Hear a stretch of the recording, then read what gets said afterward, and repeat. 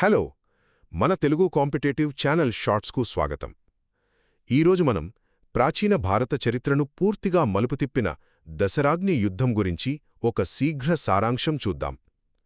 అసలు క్రీస్తు పూర్వం 14వ శతాబ్దంలో జరిగిన ఈ పోరాటం కేవలం ఇద్దరు రాజుల మధ్య గొడవ మాత్రమే కాదండి. మన దేశానికి భారతదేశం అనే పేరు ఎలా వచ్చిందో చెప్పే ఒక మహాఘట్టమిది.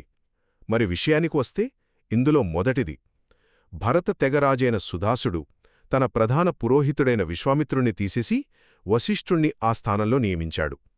ఇది తీవ్ర అవమానంగా భావించిన విశ్వామిత్రుడు పగతో ఏకంగా 10 తెగలను ఒక్కటి చేసి సుదాసుడిపై దండెత్తాడు. ఇక రెండవది ఈ భీకర పోరాటం పరుష్ణి అంటే ఇప్పటి మన రావి నది ఒడ్డున జరిగిందన్నమాట. నదికి ఆనకట్ట కట్టి సుదాసుడి సైన్యాన్ని ముంచేయాలని ఆ 10 తెగల కూటమి ప్లాన్ చేస్తే సుదాసుడు వ్యూహాత్మకంగా మెరుపుదాడి చేసి వాళ్లను చిత్తు చేశాడు. చివరగా ఈ అఖండ విజయంతో భరతవంశం ఎంతో బలపడి మన దేశానికి భారతదేశమనే పేరు అలా స్థిరపడిపోయింది. అంతేకాదు ఓడిపోయిన పురుతెగవాళ్లు ఈ భరతవంశంతో కలిసిపోయి మహాభారతంలో మనం చూసే కురువంశంగా మారారన్నమాట.